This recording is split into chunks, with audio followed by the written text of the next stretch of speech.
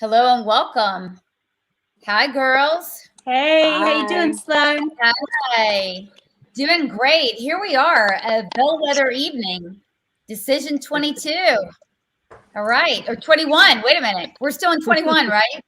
We're Damn. channeling Yeah. 2022. I said 2022 is the year of the parent, and it starts tonight.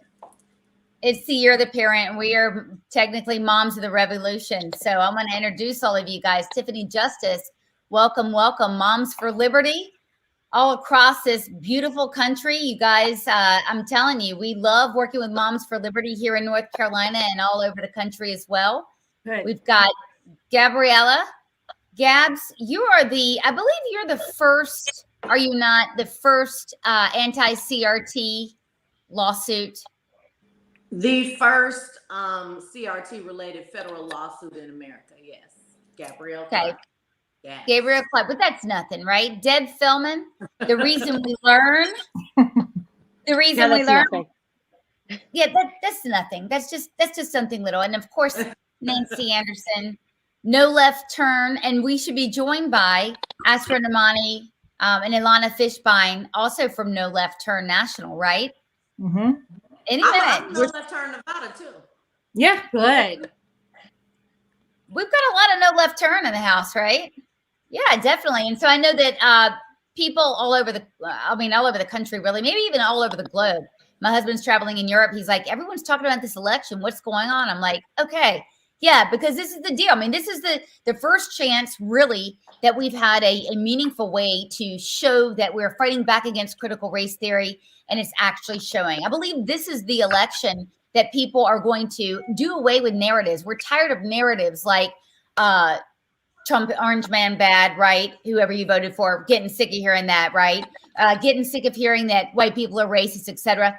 This is an issue-driven election campaign cycle, and in Virginia, no one knows it better than everybody in Fairfax right now in Loudon County. And the reason why it's issue-driven, right, is because people want politicians to roll up their sleeves and get to fighting this culture war with us instead of sitting on the sidelines, because that's how we got here to begin with. And Yeah. Sloan, sorry, go ahead. No, I would Tiffany. just say we just have a Loudon County chapter that just started, but we have chapters in other parts of Virginia.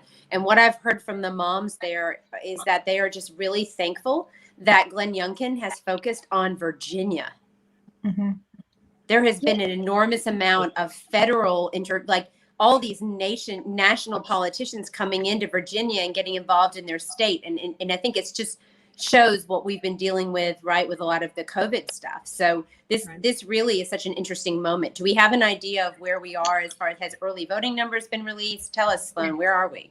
Yeah, early voting had the Youngkin campaign up significantly. And you can never tell with this stuff, right? I mean, I think people have been frustrated with, their votes not counting, et cetera. And I think in the past, but I think they're like, hell, my vote's going to count, right? Because I'm going to make it count. So I think a lot of people like to show up on election day, but early voting had the Youngkin campaign up. So that and Biden won Virginia by what, like 10 points? 10. Mm-hmm. So this should not even be a question, right? But here we are in 2021, and in this moment where we have perhaps Virginia going to a Republican governor. It's a big deal. I'm glad that we're all talking about it.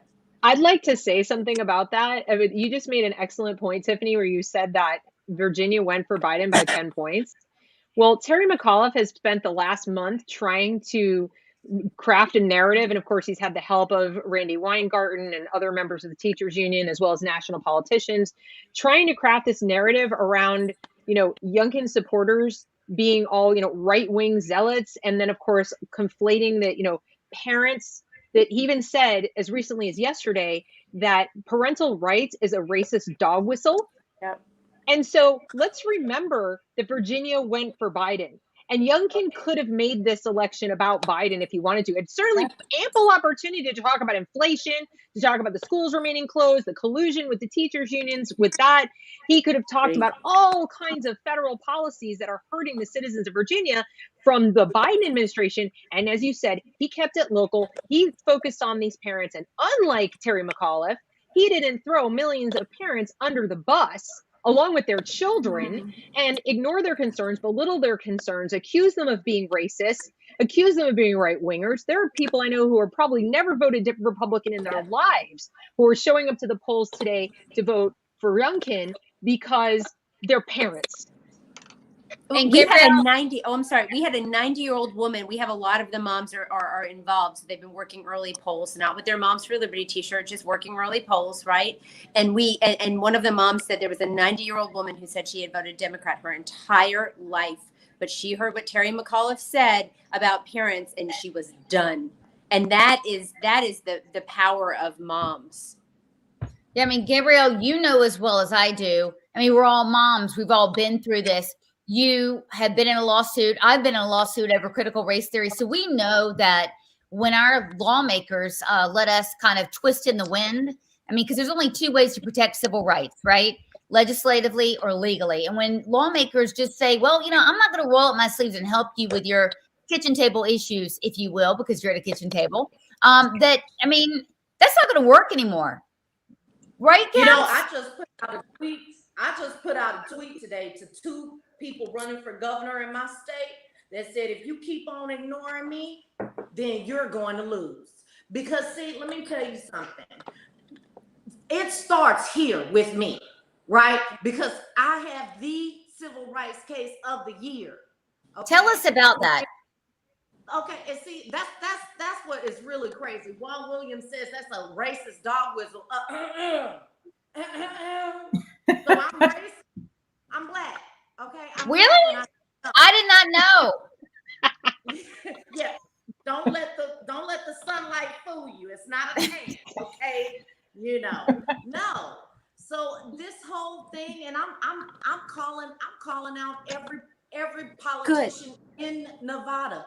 If you do not get on board with what's going on in my living room, at my kids' school, in my kids' library, at the school board level, then you're gonna lose. Because we're not tolerating this nonsense anymore.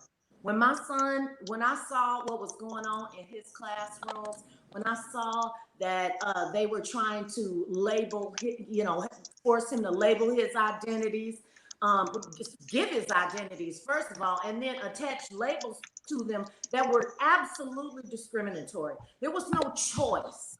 It was, if you're white, you're a privilege. If you're male, you're privileged. I mean, that is completely nonsense. And so we're not putting up with it anymore. And our politicians are either going to have to, they're going to have to shit or they're going to get off the pot. Because we've done with them. We're done with that nonsense. Yeah, we are. Absolutely. I mean, you see what's happening in education. And I think Deb, Sloan, I know that you guys have been digging into this work for a long time. Parents are done with their children not doing well in school, right? And by the way, we don't fight for things that we don't care about. So we're here fighting right now. I know that all of us have different opinions about education and what should happen in public education, but we are fighting for it to be more representative of our families and more focused on children, right? And this is not partisan. I see this one guy in the comments, Jeff Olafson, and he says, which one of you are not right wingers? Swing voters vote Democrat or Republican, but every one of you are Republicans, which is okay, but your groups are all right wing groups. Hogwash. No. We never talk about Not politics. true. I think it's so funny. Like, I've had conversations with a couple of you. We never talk about politics. The joke's on them.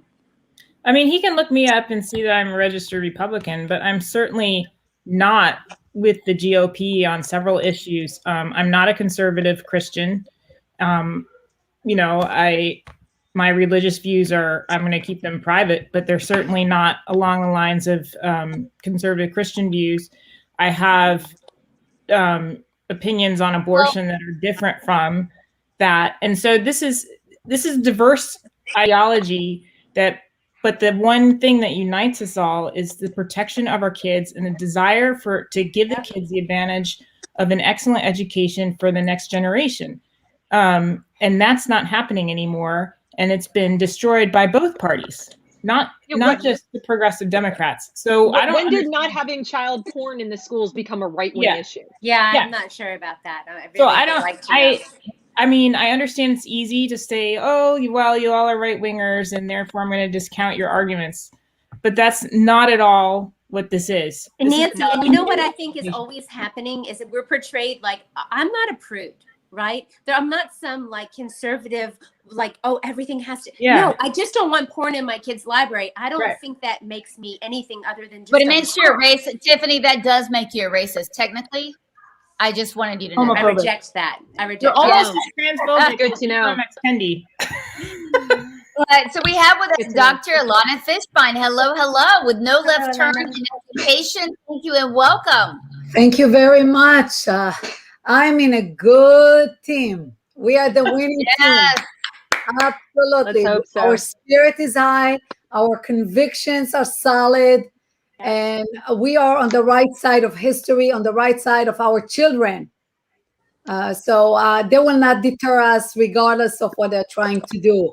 Hijacking the language, keeping our kids hostages in school. They won't deter us. We are Yeah. moms, we are fighters.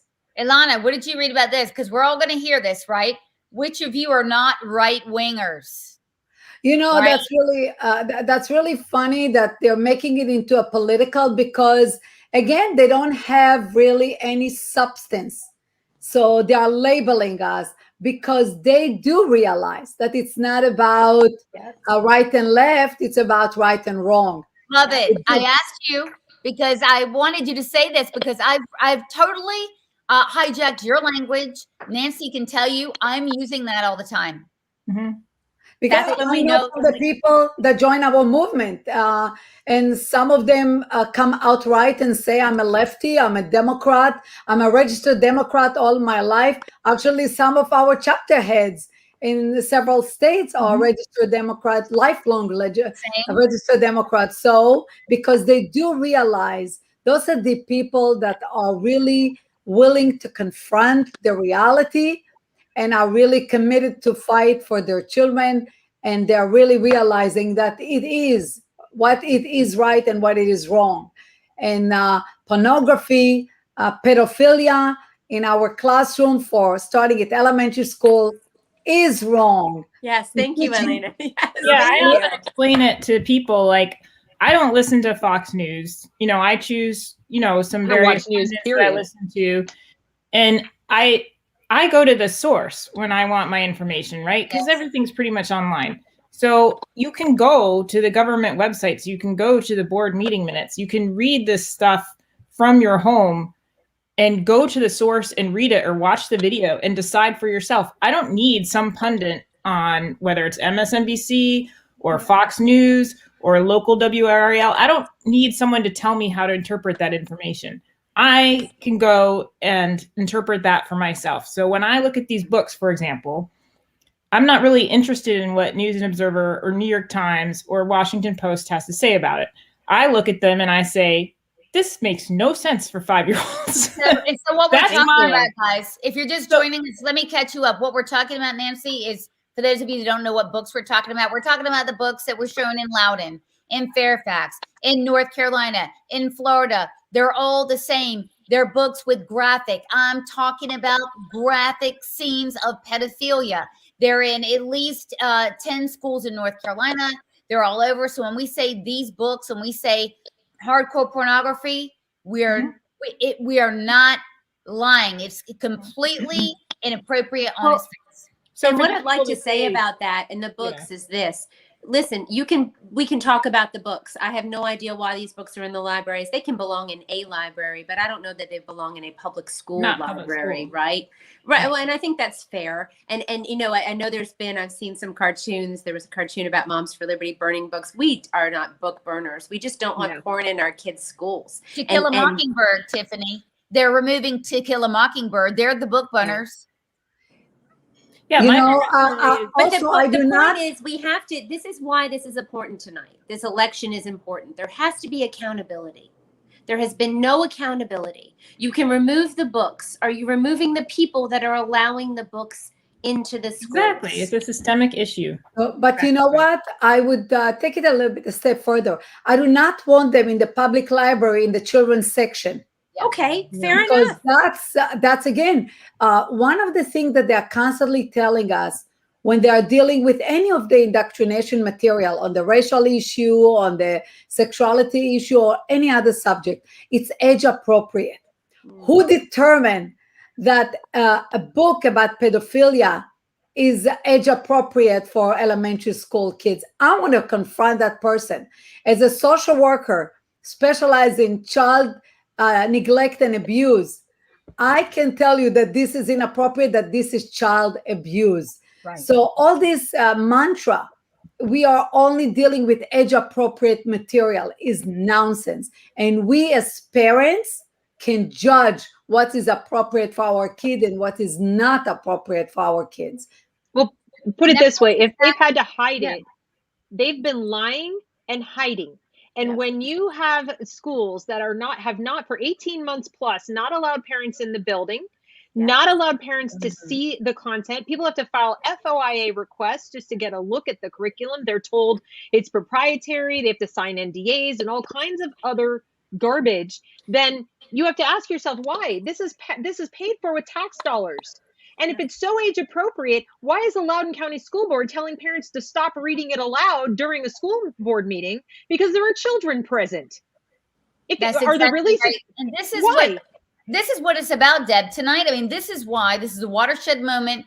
Loudon County and Fairfax certainly are ground zero, and Virginia, the whole state of Virginia. And why is that? Why is it above New Jersey, let's say, who's also having an election? Why is this so important? Because really, Terry McAuliffe really jumped the shark when he said parents are, he's told the truth, right? He told the truth. He was just Parents What he really saying. involved, they should not be telling us, etc. Excuse me. And really, that's the whole gist of this election. Tonight, we're going to see what people really think of that. And I'm very excited to see the results. Well, I don't even know. Gabs is trying to get in. Gabs is trying to Oh, get in. is she? Okay. Good. Yeah. I don't You know, even, I think really, I you know, think some parents. since we have a national perspective, we have so many chapters around the country, and I've been doing that for now a little bit over a year. I can tell you really, Loudon County is really microcosmos of what's happening around the country. Yes. I'm getting so many phone calls. Connecticut is telling me we are really worse than Loudon County. And then I'm getting from our chapter in California, we are really worse than Loudon County. So Loudon County is really microcosmos of what's happening everywhere in the country. It gets a lot of media attention, and I'm happy. Very much happy, because I really I think they're exposing a lot of issues that our families are experiencing all around the country, and it put the spotlight on them. All the best. And Elena, I can echo that. So we have 150 chapters across 32 states. I'm hearing it across the board. We're seeing it every day. And you're absolutely right. And there are places in the United States that aren't where Loudon and some of these other places are. And my question is, do we have to wait for it to get as bad as that for us to take action? No, parents aren't waiting, as all of us know. I mean, Gabs, you get phone calls all the time for people wanting to help you out. I mean, we all get copious amounts of not only data dumps. I mean, we're all getting, oh my gosh, look at it here, look at it there. So we know that it's all over the place, but we're getting this question most often. And this is why we're here. This is why we exist. How can I help? Yes. And that is the music to our ears, right? How can I help? I mean, the six of us, we can definitely, tell you and point you in the right direction. But what we aim to see is in every single, school district, there's 10 people at the top of that organization, right? Representing all of our groups, saying we can point in the right direction. Nancy and I specialize in research and writing and training. There are others like definitely Moms for Liberty that specialize in things like, direct action, going to the school board meetings, getting 100 people to show up, making their voices heard. And so this is why it's so important, is because we actually have real answers for real people suffering. And if we do not have politicians that want to get on board and join us and fit into our model, by the way, because we're done with their model, our model, then they're welcome. But otherwise, do we actually have any use for them? Well, I just because we are talking about Loudon County, and we very much hope that the tide will continue, and we are gonna be able to wake up more people and make the difference that will spill over to other part of the country. But we should not forget the rural areas. A lot of America is rural areas. And what I've been hearing from our chapters in rural areas, this is really the soft belly. And the other side is targeting those areas because usually the parents there don't think that they are being exposed, or they don't think that it's happening in their backyard. But they are, and they are targeted, in fact. And I know that some of our chapter working very, very hard in those areas to make sure that people are aware and are prepared to fight back. Right. There's a lot of teachers moving. They'll move teachers and principals. We're seeing this. How many of you guys have heard about them training superintendents in I don't want to say super secret location. A lot of that's too conspiratorial, but they're training them in a place, and they're radical folks, and they are deliberately, you're right, moving them to these areas with a lot of students, but hardworking parents that don't really have the opportunity to pay attention. And to your point about the ruralness, people are like, oh, school choice. Well, guess what? There's not a private school or a charter school within a 50-minute drive, right? No, and there's that's the thing that I think Glenn Youngkin has really kind of, he's done a really good job of running a race that was really focused on local issues, right? It wasn't about Trump. He's a Republican, but it wasn't about Trump. It was about the people of Virginia, right? What it is they want to see happening in their schools, in their communities. And we had Obama coming out. I mean, honestly, when he said the thing about, this right-wing conspiracy about, parents being concerned about what's being taught, it was so dismissive of the concerns of parents. And it's been really broad across Virginia, right? It's not been Republican or Democrat. So, are there any predictions tonight for this election? I'm going to go with Youngkin at no, Deb's shaking her head. I know I'm like glass half full. You're like glass. Do you want me to tell you? Not that I'm glass half empty. It's that I just looked at the suburban women. Yeah, we're tell all me. moms, right? Is winning with suburban women. 53% Youngkin, 46% McAuliffe. Now, only 5% reported, but this is 538, Nate Silver's group, who's fairly accurate on the night of. That's what we're at. I hope I'm wrong. So let's talk about where we go from here. Wait, Deb, I'm sorry. What did you just say? The reason I'm so pessimistic is twofold. One, we've got to take into account those mail-in ballots. Yeah. Okay. So we go to bed tonight and it's close. We won't know until tomorrow, and it's going to be based on supposed mail-in ballots. And if that's the case, no fines. McAuliffe wins, period. I'm not going to say why I think that. I think we all know why I think that. But the margins are really tight, you guys. Yes, in rural areas, Youngkin is absolutely kicking butt. With less than 1% of the vote counted, Youngkin is kicking butt amongst, certain 5%, populations. 5% now. But it is crazy close in the age group that has to show up for Youngkin to win. So we talk about parent issues. We talk about this as an issues-based election. And I'm here to tell you that what this election is this is a bellwether election telling us whether we are making any inroads for all the noise that we're making, for all of the things that we're doing. The mainstream media and all of these players so completely dominate the narrative. Social media, everybody is so completely dominates. And that is why I'm so angry at Barry Weiss. And that is why I'm so angry at David French, because people say, well, it's the night of, a day of, it doesn't matter. Really? Then why did they do it? What did they do? To make money? You know what? Oh, Barry. What did Barry Weiss do? Platform David French with a title that said the threat from the anti-woke right, in which he cherry-picked the living Yeah, let me daylights tell out of y'all parental complaints about CRT. She built a career Yes. and a fortune from supposedly fighting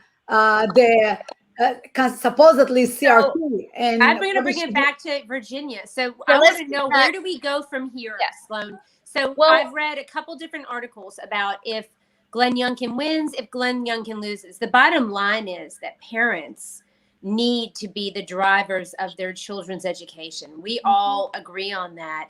And so how do we respond tonight, regardless of what the outcome is, right? Right. How do we move forward and Actually, help the rest if of the country? there are very good chance that even if he loses, he doesn't lose by far Okay, and by much, which means it's a win anyways. good. Well, Which win. Gabs, you wanted to say something, I think. You know, we had something very similar happen not too long ago. Gavin Newsom beat out Larry Elder, which was completely shocking to everyone in the country because of the extreme mandates that they have in California. Now, And what I'm did he gonna tell do, you Gabs? right When he now, won again, what did he do? Yeah, exactly. You and I talked about this last night. He slammed down like an alligator jaw oppressively on the people. That's what and McAuliffe's you going to know do. what? Let me just tell you, this is how and why I'm not very optimistic about politicians and anything that they do, really, because the people of California have been suffering through this and they still voted him in. And even since, and they lost a recall and they're gonna vote him in again. So this is the kind of thing that I keep trying to, I've been preaching this for the last few weeks. It does not matter who wins these elections because they could get in there and still not help you. It's true. We know that. Nobody is coming to save us. Yeah, there is no We are Superman. going to Thank you, do Gabs. the You are work correct. on our own.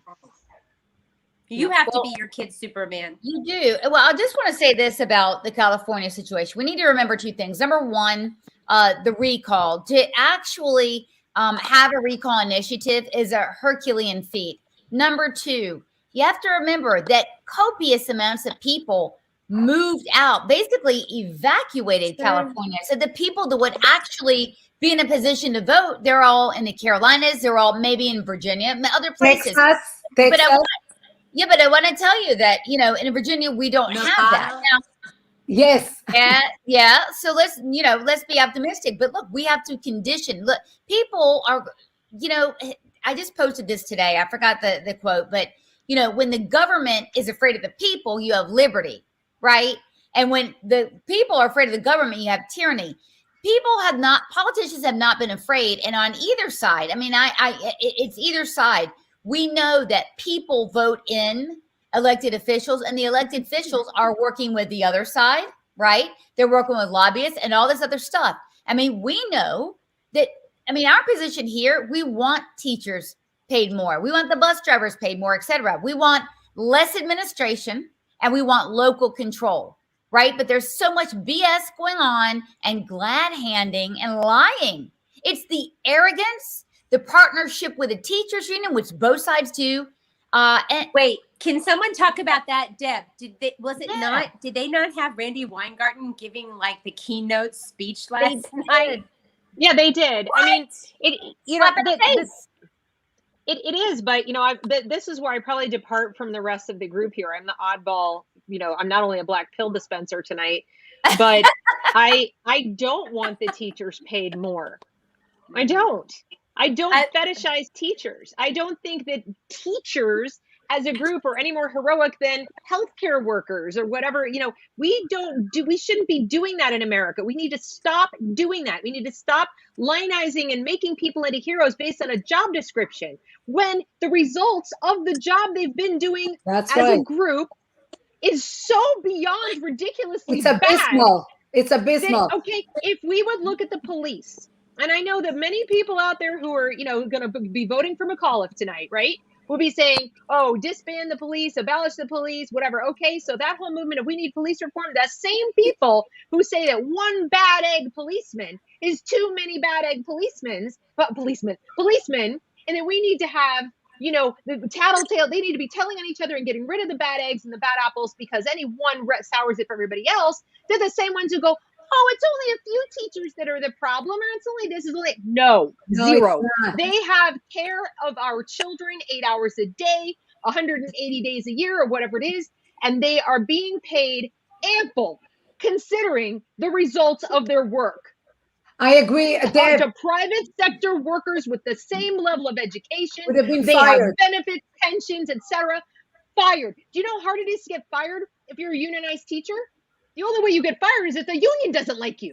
And the only reason the union doesn't like you is if you don't support their politics. So I will not say I want teachers to get paid more money. Yes, absolutely, we need fewer administrators, but I'm for defunding the whole freaking system until we get some accountability. Yeah, and there's Maybe you're not alone in that opinion. I've been speaking about it a lot. So Nancy, you're not alone. Nancy, to that point, I think that ties into the where do we go from here pending this election. I agree, Deb, that I have my concerns about the results of this election. The white pill I will deliver, though, is how desperate the left is, that they're faking, Unite the Right rallies in front of a Youngkin bus, which shows you how desperate they are.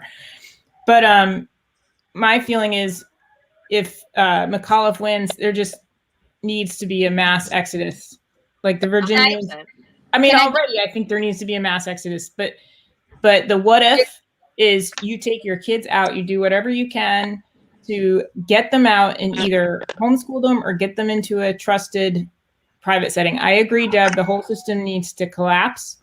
I am fighting so hard for public school, one, just out of sentimental, because I had a public school education and it was good and it was locally controlled and there was no, big federal push at that time. No culturally responsive teaching had been introduced yet.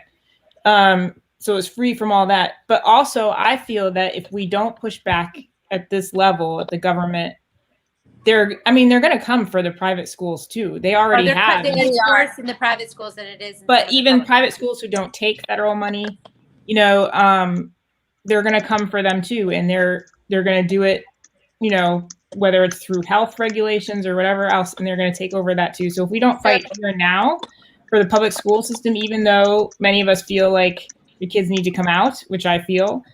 If we don't expose this stuff now, you're not going to be able to homeschool in 10 years. And I would just say, I agree. Okay, so we have 13% reporting, and as we go on through the night, the gap is widening. So it's Youngkin 55%, McAuliffe 44%. Another announcement, Shazam. The McAuliffe campaign. I'm gonna dance on our. Do a little dance. I'm not gonna stop you, but I'm going to have to give you a little bit of news. And it's that McAuliffe campaign says that Fairfax County early vote count is delayed and won't be released by the planned 8 p.m. deadline. Fairfax early voted likely lean heavily Democrat. Well, color me shocked. It's going to be delayed. Okay, but let's put things in perspective. When I joined the conversation, I said we are fighters and I'm optimistic, etc. We started a year ago, guys. So you cannot expect things to really change overnight. Just the fact that in 1 year, this becomes such the issue for an election is incredible. Even if he doesn't win, he's giving him a real fight. So for me, it is a win. So in 1 year, that's what we achieved.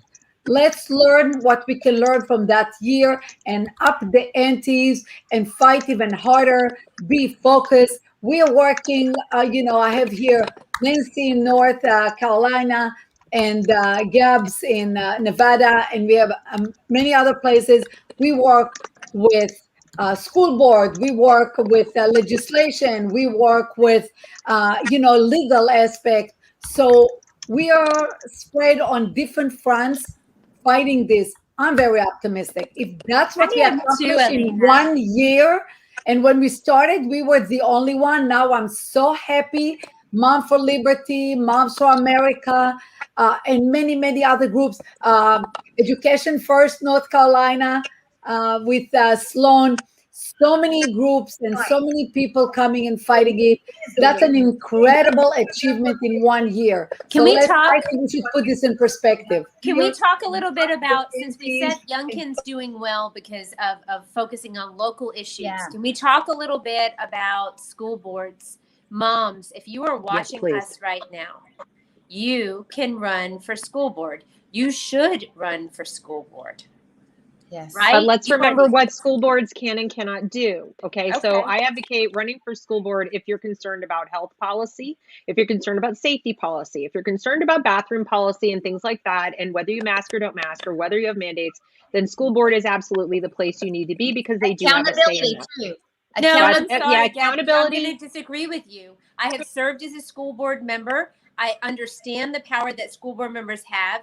They really do. They do make policy in the district. They hire the superintendent, the school board attorney, but they're also able to direct the focus of the district. And I think there's But more they can't power choose there than you curriculum. give it. They don't choose curriculum, and they have nothing to That's do with not how true. teachers are Deb, educated. We've had this discussion before, Deb. We've had this discussion before because, I mean, I know you're right about the limitations of the school board, right?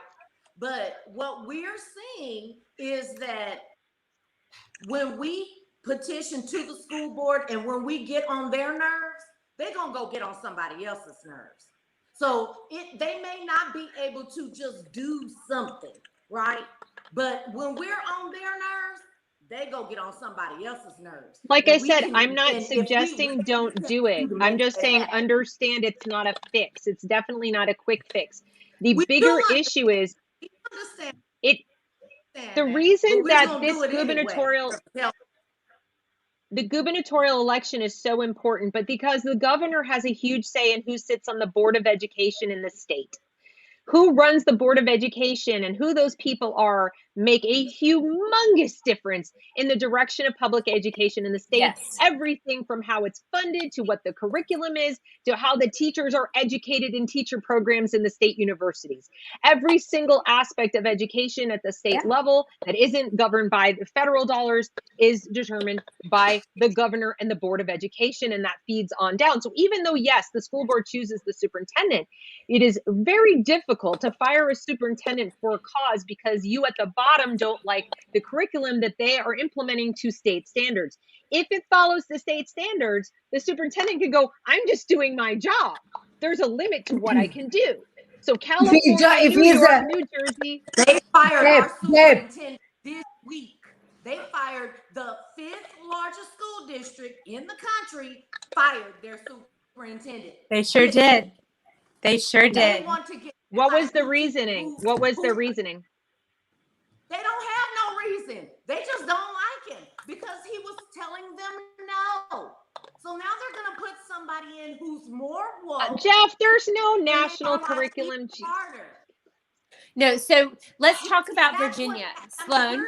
This is the kind of stuff that we're actually having to deal with on a regular basis. That their school board, we have to spread our efforts out everywhere. I don't Because disagree. we Can I can't ask just you ladies a one question? thing. We all have This children, isn't it. correct? We all have kids. We have all volunteered in a public school classroom, I would imagine, if you've had your kids in public school. When you go into a public No, school I classroom, didn't. you did not. No. Okay. Waste of time to be on the PTA. That Oh, raises no, not money to- PTA. Tiffany, Oh, Tiffany, yeah. I volunteer taught for a year. No pay. Okay, so Tiffany, go on. Grade. Well, I just wanted to say that when you volunteer in your child's classroom, you may not be working with your child directly, but you're working with other children in the classroom and you're aiding with the teacher, right? And you're helping whatever's happening in that classroom. And I would just really love to see America's parents reinvest in public education. And I know I have hard conversations with a couple of you. Deb, I know how you feel. I get you. I feel it. I just know if we leave kids behind, we are leaving them to wolves because I've watched how children have been treated in this country over the past 2 years, and I am heartbroken. So I Yeah. want the moms of this country to rise up and save the kids. That's what Moms for Liberty is about. But Yeah. I And- think we can do that without and Deb- enabling the public school. Well, Deb, I have to say, I have shared this with many of you. You may not know, but I grew up in North Carolina. I was a product of the foster care system. And so I didn't have parents that could or had the wherewithal to remove me and get me into a better option. So I want to tell you why I fight, right? I fight because I would have wanted someone to do this for me, and I didn't have that. And I know that there are tens of thousands of children out there right now who are in this same boat. That's why I do it. That's what we should be doing. So with respect, I will tell you this. There are a lot of teachers that do go into this for a calling. We know many of them. They're in our coalition. We stand and we fight for them to get them the best benefits. What we do not like is decisions from on high, from the state, who pay themselves $150K to do absolutely nothing, when these teachers, quite frankly, that do work with us, they do the duty of 5 different teachers who are slack asses and who need to be fired. But these administrators should be making that money. So we are Americans, and we are fighting for human rights. I mean, we know this, we don't just let kids in another country languish and suffer massive human rights abuses at the hands of their own governments. We have this in our backyard today, and it is our duty to fight this. Now, we are on the front lines right here to save our country. It happens to be in the schools. So this is so much more about, should the schools collapse, should they not, etc. Well, I mean, we're all right. But to say that teachers are out there busting it, that they should be paid by results, I do believe that. But I do not believe that all of them should suffer. So, can I ask a question of Gab, Sloan? I want to ask, I have to ask this question. So I feel like there are a lot of people fighting for public education, but the way the media portrays us is as racists. Like they're calling us racist all the time. And it's not, I don't think it's fair. I don't think it's right. I don't think it's founded. I don't think they found any way to try to find evidence to support it. But how do we encourage minority parents to start joining some of these organizations like No Left Turn, like Moms for Liberty, like Parents Defending Education? Because I really feel like a lot of parents are being marginalized in this fight for their children. It's awful. Kitty cats. No, We have to I solve just, problems, Tiffany. I mean, this whole idea have that to every help them. time. No, I know. I'm sorry, go ahead. So I know what you mean. My cat was about to walk in front of the screen. Every time I'm on a podcast, she walks in front of the screen and it distracts me. But you know what? I don't know about what's going on in the other organizations, but I can say that there's plenty of minorities in these groups. Oh, Okay. have you seen our team? Yeah. Have you? Do you realize Did that? you see Juan Williams? Did anyone read that? I know, Deb, you read it. Juan Williams wrote. I don't anyone read speak to that. Oh, it was awful. It was the most You know, 23%. Sorry, Gabs. There is a study that just came out, a big poll, and I believe this: 23% of the American population believes the media now is an all-time low, and it's lower than any other nation. Okay, Wow. and guess who has the highest? 23. Who has the highest percentage of homeschoolers in the country? Who? The highest percentage of homeschoolers in the country is Black people. Black people have the highest percentage of homeschoolers in the country. Honey, you're not telling us nothing we don't already know. We've already been experiencing this long before this came out. See, this is what I keep trying to tell people. When you think about, and this, like I've started an initiative in No Left Turn called Parallel Language Messaging. Okay, and this is how we're going to explain this to the everyday average parent. To explain what's going on. They're controlling all of this stuff through linguistics and through language. Yes. And one of those things that I've been trying to explain to people is, okay, let's talk about this.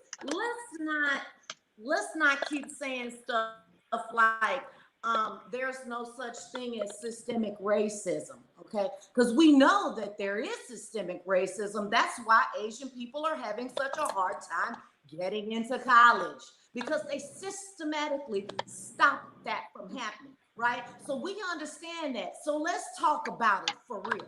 Okay, and let's stop denying that some of these things are actually happening. Let's talk about how it's not as important as maybe say, I don't know, teaching the kids to read.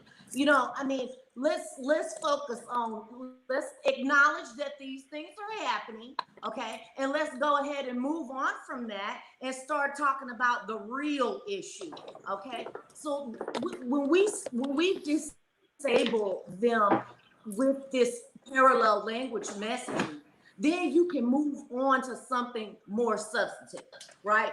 So if you want to have more minority parents be joining into this stuff, then you need to talk to them about the real issues they face, which is what I've been trying to tell politicians on the right for years. You want to talk about guns.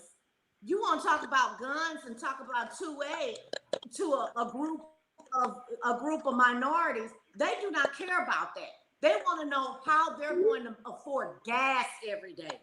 They want to know how their kids are going to make it home from school without being approached to get on drugs or something like that. If you don't start approaching people with the things that are important to them, then you're not going to get that group.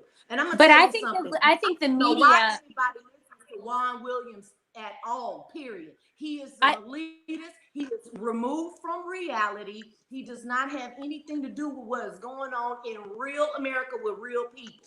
And that's the way I feel about a lot of the talking heads. And a lot of all of the, excuse my, verbiage here, but any academic or any intellectual that is, talking like this is some racist issue or this is some right-wing issue, they are so far removed from everything, because half of these people on this call have PhDs, but they stopped that mess so they could be mothers. Right? Yeah, just so moms. My PhD or her PhD or whatever is not going to supersede my ability to take care of my children and my drive to take care of my children and not only just my children, but raise society. Because I can tell you something, if I were just looking out for my own kids, we wouldn't be on this call. I'd be sitting somewhere in a hotel room next to a pool, somewhere in a tropical venue, something like that. But that's not going to work. We know that's not going to work. That's where my heart is. People say all the time, like, I don't sleep. I sleep because every day I'm like 100%. Like, you go into volunteer in schools because you are there for public education. I'm still fighting for it. And I think, Glenn Youngkin has proposed some interesting things for reform in Virginia. So if he wins or loses, where do we go tonight, Sloan? How do we move forward? Yeah. How do we move forward? Continue fighting. I mean, Alana, I like what you said. We're just starting, right? This is a merit. This is a way of life. So I just want to report a little bit more. We've got 29% reporting. 53% Youngkin, 46.4 McAuliffe. And we've got the lovely, the wonderful, the eloquent Winsome Sears, which is Lieutenant Mark Robinson in a skirt. She's at 53%, really. And her opponent's at 47%. And of course, the Attorney General. And it matters with the Attorney General. We know this because the porn books, people should have their asses locked up. The Attorney General, Jason Miyares, that's 53% and to 43%. So it's trending. It's 30%, and so going forward, I mean, I know we have another choice, right? Can we do like an ice bucket challenge on this thing? Like, I know Deb says it's not going to happen. Where are we? Can we do like a poll across the board? What are we? I say Glenn Youngkin with 4 points. That's where I'm standing. Okay. Wow. Hey, Tiffany, that's going to be a 14-point swing from just a year ago. That would be history making. I don't All right, know. Gabs. I'm throwing it out there. I'm hopeful. I'm an optimistic. I'm Okay, making I love it. Okay. Oh, wait. What does the winner get, and what's the winner get? I think the winner bragging rights and the loser gets maybe ice bucket challenge, because that sounds horrible to me. I think the winner should. I think the loser should donate $10,000 to my and I think the winner should also. Gabs, I might lose. I'm hoping to lose. I don't have $10,000 for my damn self. Never mind you. If I had it, you'd already have it. So, Gabs, what are you predicting? You know, I go into this and I just have the Just attitude. tell us. Whatever happens, happens. Shit, let's do it. We're doing it. Nancy? That's kind of my. That's. We're gonna The keep idealist on, in me Gabs. says That's right. parents woke up and Youngkin wins. The realist in me says there are going to be shenanigans with the mail-ins. It's going to be very close and close enough for McAuliffe to pull it out. That's the realist. That's where I am. I'm with Nancy. If this was a non-mail-in ballot, if this was like what it was supposed to be, with people who are responsible and capable of getting to polls and voting, participating in the civic process, then I think Youngkin would win with a 10-point margin, but things being as they are, with mail-ins and all of this stuff, it's up for grabs. And if it's close, I think it goes McAuliffe's way. So I'm always really concerned about talking about election fraud, because I really think it discourages people to come out and vote. And no, they should absolutely. Vote, I'm not saying that there's going to be fraud. I mean, people I understand. Crush this guy, Yeah. Well, the polls are closed, so we can't really have an impact on it at this point. Yeah. No, I didn't mean. I didn't mean right now. I just meant in general, right? Like Elena says, it doesn't really matter what happens. I agree with her fundamentally. I am a lemonade person. We take lemons, we make lemonade. He loses, McAuliffe loses. Fantastic. We're going to have a better future. Are the mail-ins? Wait, are the mail-ins considered? Lisa, you make a great point. I was of the impression that mail-ins would be counted by tonight. What is it, Tiffany? Do you know the rule in Virginia? They said that mail-ins, they actually said that that's why I asked you earlier, because it was my understanding that they had done a lot in advance, that they thought they would be releasing a lot of that mail-in and early voting by around this 7:00 time. So I'm curious what happens. Does anyone know any different? I don't know. All right, so you know what? I'm going to say Youngkin by 2.5. Nice. All right. I'm with you, Sloan. Like I'm just like, what happens in the country if Youngkin wins? Like, do y'all think that's gonna open up a floodgate? Do y'all think that that's going to encourage people to focus on the right issues because of the way he's run this campaign? Because that's what I'm hoping. That's what I'm hopeful for as well. I hope that my Republican candidates for governor are going to see this and say, you know what, we need to shift gears, because there's some issues that we're not looking at. The same way. I mean, it's the same way that Trump did. He stopped looking at statistics and started going into places and talking to people and asking them, what is your biggest issue? And then he ran a campaign about that.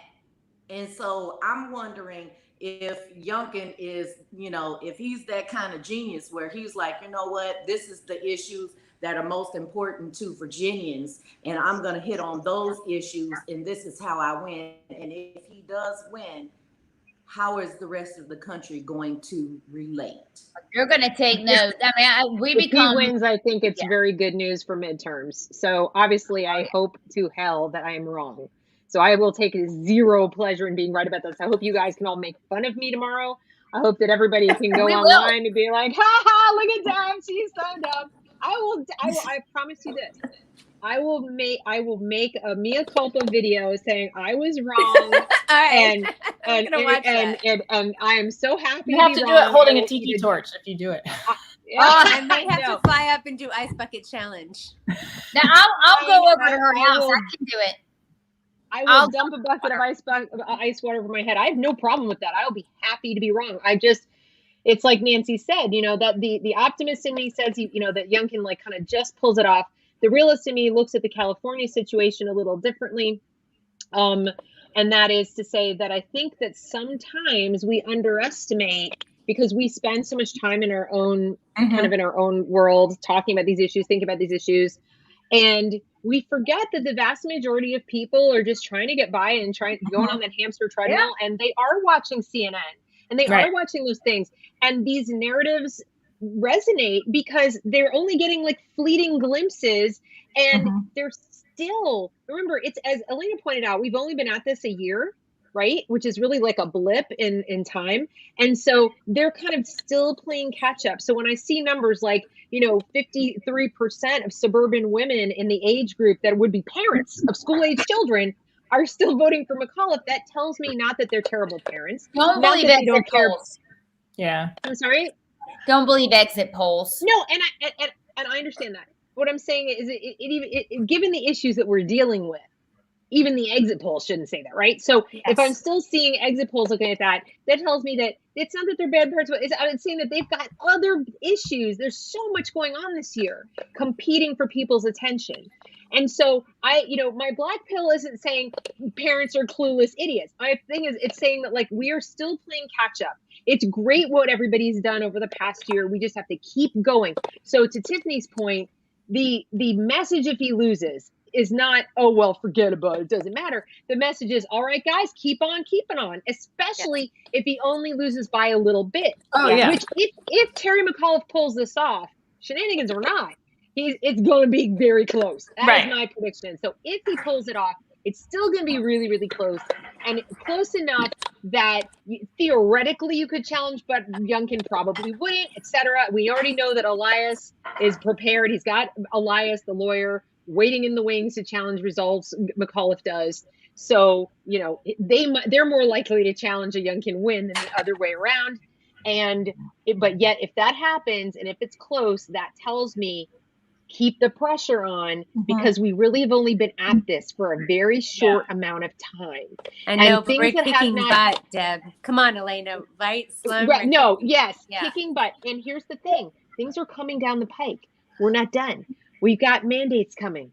That thing is going to be approved for that age group. It's going to come. Who doubts for a second that if McAuliffe wins the gubernatorial election, that he is going to support a mandate for school, just like the California governor did? There's going to be an immediate tyrannical sweep. So if that happens, okay, guys, like parents, there's so many issues that parents are concerned about or potentially concerned about. And I'm one of those who believes, well, I agree, there's no political solution. People tend not to be politically animated till it hits them personally. And we've got a lot of people. Where's your line, Deb? That's what I ask. Where's your line? Right. Everybody's got a line. And if you look at who makes up Northern Virginia, it's government employees, right? Federal government employees and people like that. These are upper income people. These are people who are probably somewhat insulated from some of the negative repercussions of the economic fallout of all these things. Maybe they've even been insulated a little bit. They're laptop workers. They've been insulated from school closures. They've been better insulated. But here's what they haven't been insulated from. They haven't been insulated from their kid having to go and get this thing. They haven't been insulated from any future closures. They haven't been insulated from the next round of test results. And the likely, and I hate to say this, and please don't see a smile on my face as being glad about this, because every time I think about it, I get enraged, but the likely fallout of the SEL that's being done right now. And tragically, I wish I could get between them and every single individual child. I would personally be a human shield between them and these questionnaires, but there will be fallout. Tragically, there will be. And then it will come home to parents. So we're going to end this. We're going to end this. Let's try to end it on a happy note, right? All right. So I just want to thank everybody for tuning in. We have definitely a lot of different perspectives, but we each have great hope for the country. We pointed out a lot of great things here. You can see the pessimism. I mean, we've we've been through a lot as a country, right? We've been through a lot in the movement. I mean, you're looking at, 5, actually Gabs is here, 6, and we have more of the, really moms who are out there just putting ourselves on the line and kicking it and having our asses handed to us and keeping and going forward. So if you want to know, right, what we're going to do, you actually have an indication of it because you see what we've been up against and you see that we keep coming right back. So my name is Sloan Rackmeth. I'm with Education First Alliance here in North Carolina and in 27 different states. No left turn in education, Moms for Liberty. And tomorrow morning, we're going to have a lot to talk about, right? All right. So have a good evening, and we will see you guys tomorrow.